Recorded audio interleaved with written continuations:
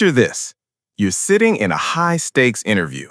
Your palms are a little sweaty. Your brain is running faster than your heart. The person across from you opens a massive book of regulations, points to a random paragraph, and asks you to recite it. Not summarize it, not explain it in your own words. Recite it. For Mike Ross in Suits, this is Tuesday. He glances at the page, closes his eyes for a split second, and recites it verbatim. No hesitation, no effort, no visible strain, like he's reading from an invisible teleprompter only he can see. He calls it a distinct gift. He says, "I like to read, and once I read it, I understand it, and once I understand it, I never forget it." Now look, we all know Suits is fiction.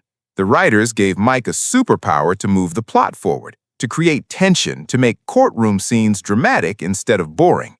But here is the thing that most people don't realize. While the speed at which Mike does this is exaggerated for TV, the method he uses is absolutely real. It's not magic, it's not a genetic mutation, and honestly, it's not even photographic memory in the way you think it is. It's a technique that has been used for over 2,000 years, long before Harvey Specter needed an associate, long before law schools existed, long before books were even common. It's called the memory palace, or the method of Loci. In the next minutes, I'm going to take you inside the mind of a memory champion. Not a savant, not a freak of nature, a trained mind. We're going to deconstruct how Mike Ross actually stores information. We're going to build your first memory palace together, step by step. And by the end of this video, you won't just understand how he does it, you'll have the blueprint to do it yourself. And here comes my disclaimer once again.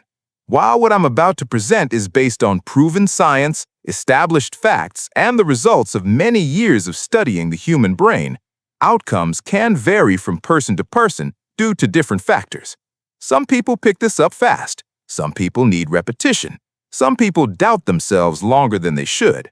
What remains constant, however, is the need for training and effort. Technique matters, but like anything in life, real progress requires hard work. This isn't a motivational poster. This is cognitive reality.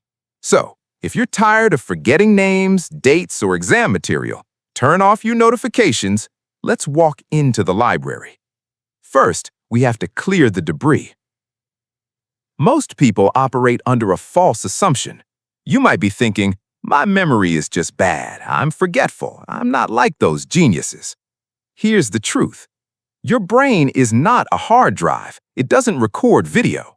If you try to memorize information by just staring at it, the way most students study, you are fighting against your biology.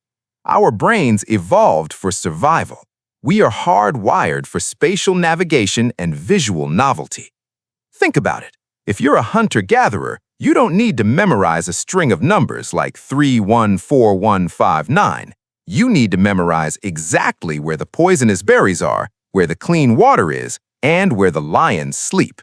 You remember locations, and you remember danger. That's not an accident. That's evolution. This is where the Mike Ross skill comes in. When Mike looks at a legal brief, he isn't just seeing words on a page.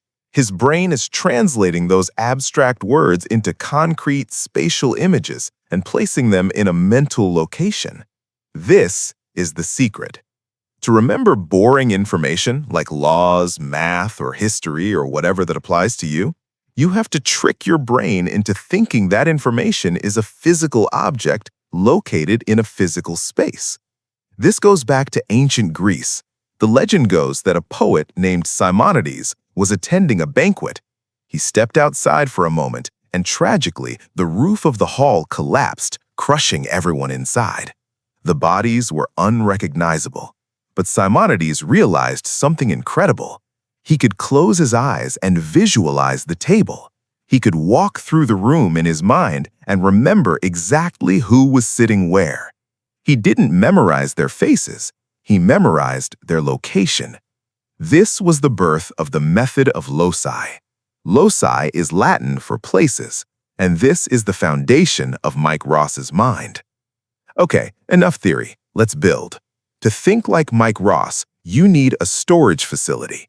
In the show, they visualize this as a massive, high-end library with endless rows of filing cabinets, leather-bound books, perfect lighting, total control. But for you, we're going to start with something you already know perfectly.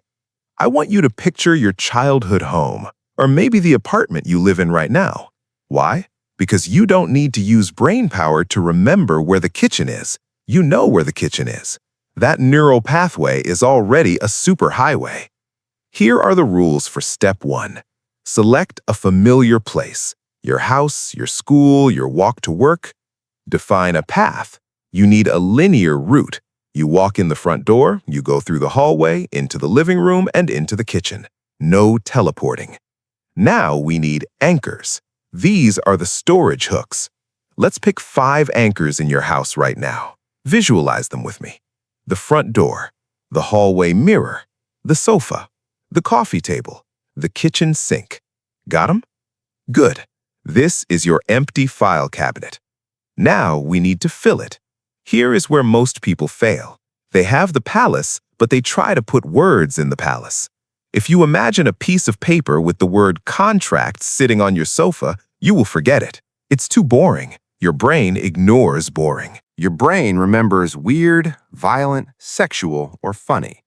That's not immaturity, that's neurology. Let's say you need to memorize a simple to-do list for practice. The list is tomatoes, milk, batteries, a dentist appointment, email your boss. If Mike Ross were memorizing this, he wouldn't just repeat the words, he would create a scene. Let's walk through your house again with these items. Anchor 1, the front door. The item is tomatoes. Don't just picture a tomato. Picture a giant, human-sized rotten tomato blocking your door. You have to smash through it, feel the squish, smell the acidity. It gets all over your clothes. That is memorable.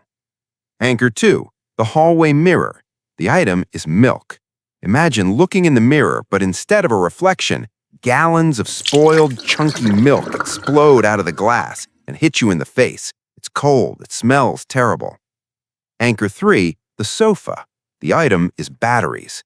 Imagine sitting on your sofa, but it's made of giant electrified car batteries. You sit down and zap, you get shocked. You feel the pain, you jump up.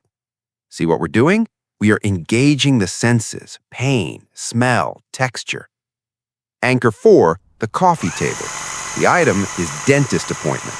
Imagine your dentist in his white coat standing on your coffee table, extracting a giant tooth with a jackhammer. The noise is deafening. Anchor 5, the kitchen sink. The item is email boss. Imagine your boss is sitting inside the sink, taking a bath in coffee, screaming at you to hit send. Now stop, look away from the screen. Can you walk through your house and tell me the 5 things? Front door, tomatoes, mirror, milk, sofa, batteries or shock, table, dentist, sink, boss. Congratulations, you just used the method of Loci. You didn't memorize a list, you experienced a story. Now, you might be thinking, okay, that's cute for a grocery list, but Mike Ross memorizes the Harvard Law Review. How do I memorize abstract concepts like tort reform or civil liability? This is where it gets really interesting. This is the difference between a novice and a master. When the information isn't a physical object, you must assign it a physical object. You need a symbol. If you study law, maybe justice is represented by Batman. If you study medicine, maybe cardiology is represented by a vibrating red heart. If you study history, maybe war is represented by a tank. Let's try a Mike Ross level challenge. Civil Code 1542. A general release does not extend to claims that the creditor does not know or suspect to exist. How do we encode this? Location, your bedroom. The image, for 1542, maybe you use the year Columbus sailed the ocean blue, 1492 plus 50 years. Or if you use the major system, a number system pros use, 1542 translates to specific letters. Let's keep it simple. A ship, Columbus, sailing into your bedroom. The concept, for general release, picture a general in uniform. He tries to extend his hand to shake yours, but he can't reach. Why? Because there is a creditor, a guy in a suit with a bag of money, hiding in the closet. The general doesn't know he exists. It sounds ridiculous. It sounds like a fever dream, but the brain latches onto this. When you need to recall code 1542, you think bedroom, ship, general reaching, hidden banker. Translation: a general release does not extend to claims the creditor doesn't know exist. Mike Ross does this at lightning speed, somehow natural. He has a library of symbols.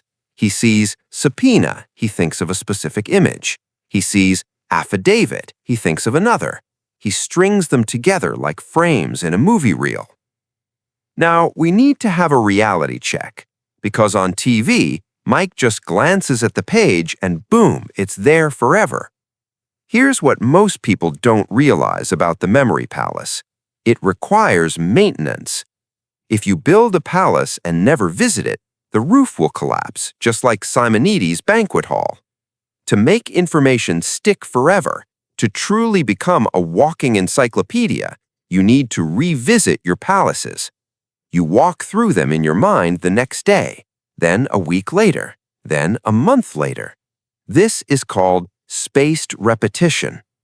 The reason Mike Ross seems like a wizard is that the show skips the hours of mental distinctness. It skips the discipline. Your brain uses a lot of energy to do this. It is cognitively expensive. But the payoff? The payoff is immense. Imagine learning a new language by placing vocabulary words around your city.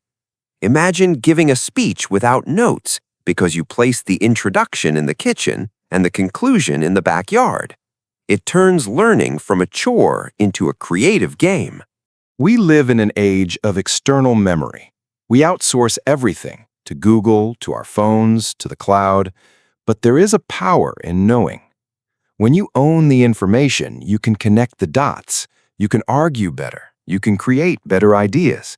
Creativity is just connecting things that are already in your memory. If your memory is empty, you have nothing to connect.